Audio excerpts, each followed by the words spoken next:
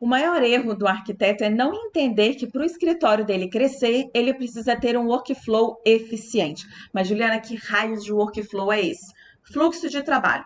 O que acontece? Os engenheiros, lá na faculdade, eles estudam muito mais sobre processos e gerenciamento do que nós, arquitetos. A gente acaba tendo muito mais matéria de história da arte e a gente não entende, quando a gente se forma, que o nosso escritório é uma empresa. E o que acontece? Muitas vezes a gente não consegue dar conta do volume de trabalho que a gente gostaria e o escritório não cresce, ele se encontra estagnado. Isso que eu vou te ensinar hoje é ensinado em conteúdos de mestrados, doutorados, então pega agora o seu caderno e anota tudo que eu vou te ensinar aqui, porque isso não só vale ouro, como não é ensinado em lugar nenhum por aí. Você certamente já ouviu falar sobre o padrão Ford de produção, certo? Se você não ouviu falar ainda, eu vou te explicar agora. Antes do Fordismo, o homem, o trabalhador, se adaptava à máquina. Depois do padrão de produção Ford, a máquina passou a se adaptar ao trabalhador. Além disso, foi criado um sistema de inovação através de esteira rolante. E o trabalhador começou a se especializar. E o que significa isso? Significa que foram divididos o trabalho por etapa. Calma que eu vou te ensinar tudo sobre isso, vou te explicar tintim por tintim. Primeiro eu vou te explicar o que significa processo. Parece uma palavra muito chata, mas processo nada mais é do que um passo a passo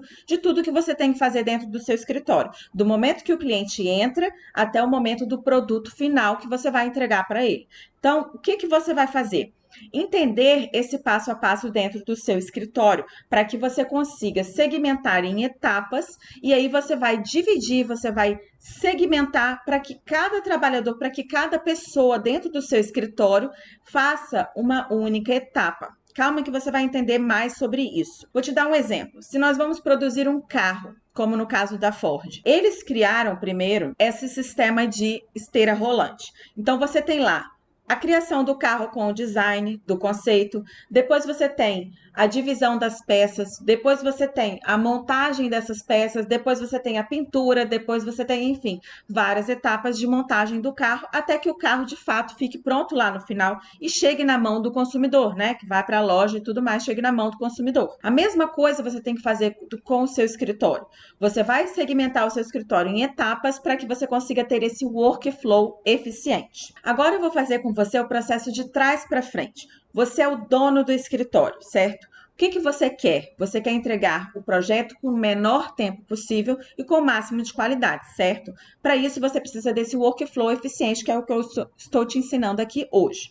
Bom, eu vou te falar agora algumas coisas que são essenciais para que você tenha esse workflow eficiente. Bom, primeiro, a sua equipe precisa estar alinhada e você precisa ter um template, um padrão de desenho, de representação para tudo dentro do seu escritório. Segundo, os funcionários precisam ter apenas uma função na esteira.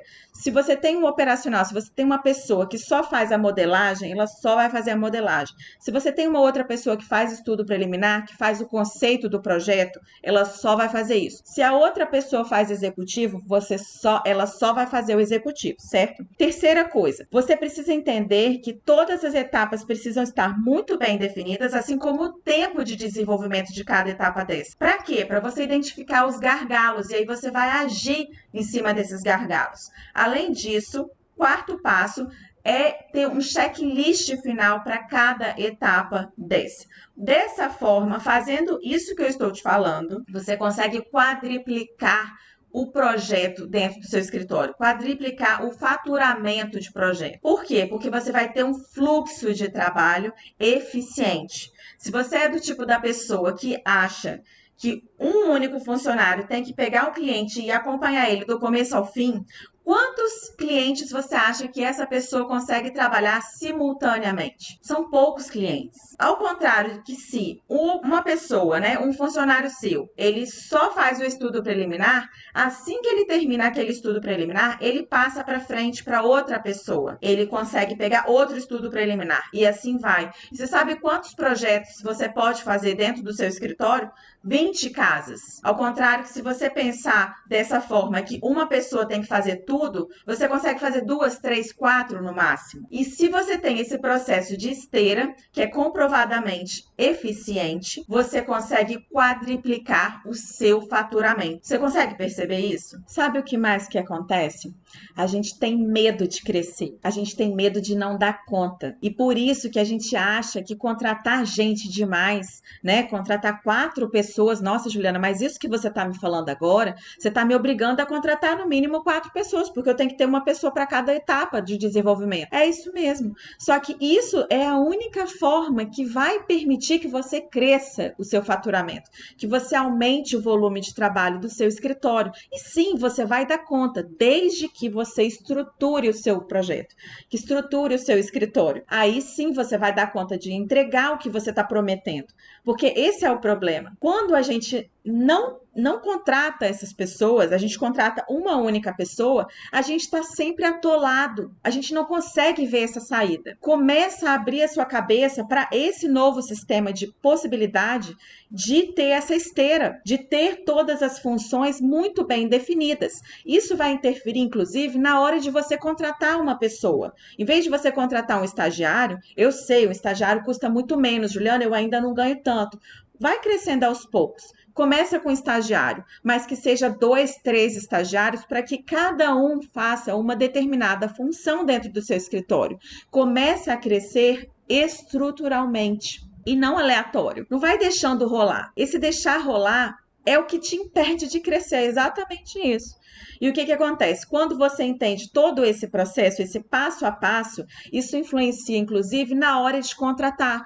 Por quê? Porque você vai ter que fazer um processo seletivo para ter muito claro qual é o domínio daquela pessoa que você vai contratar. Vamos supor que você precisa de uma pessoa para participar ali, para desenvolver o conceito, o estudo preliminar do seu projeto. Você precisa de uma pessoa que tenha mais criatividade, uma pessoa que seja mais sagaz, uma pessoa que domine mais o design, por exemplo. Se você precisa de uma pessoa que é para função de projeto executivo, talvez o perfil da pessoa que você precisa contratar seja mais técnico. É uma pessoa que é mais detalhista.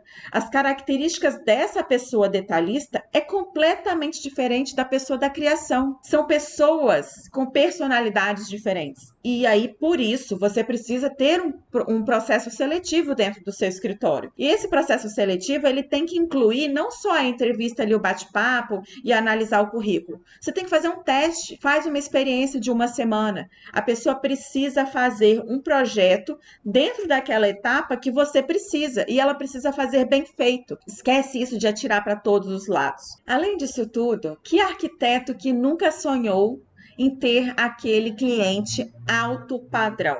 A gente sempre quer, é esse cliente que a gente quer alcançar.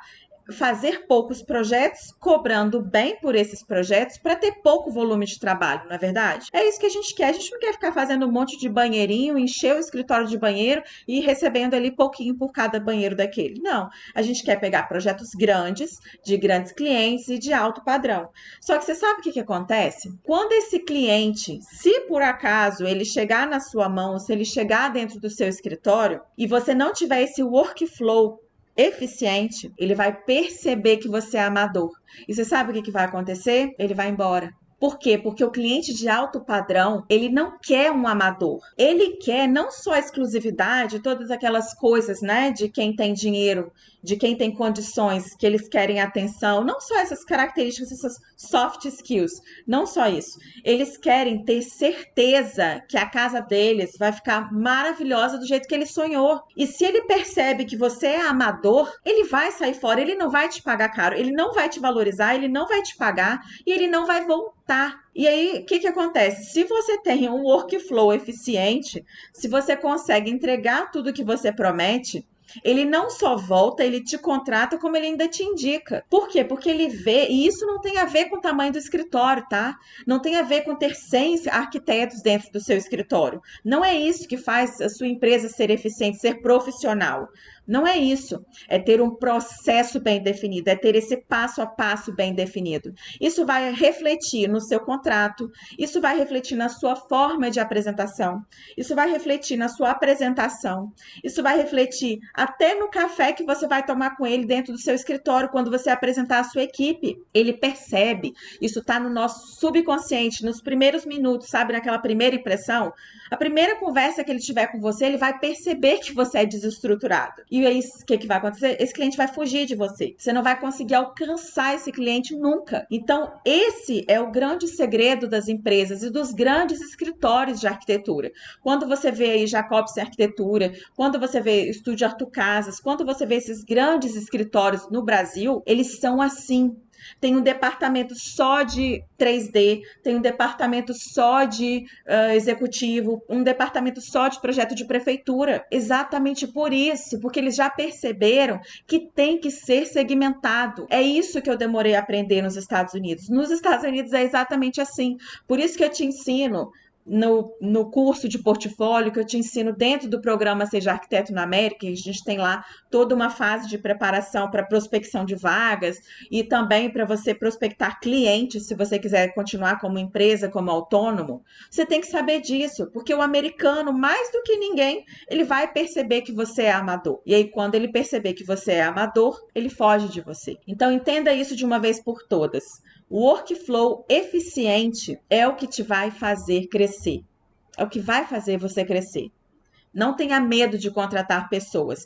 Mesmo que você diminua o seu prolabore, mesmo que você fique algum tempo sem ganhar nada. Quando você estruturar o seu escritório, é nesse momento que você vai conseguir crescer.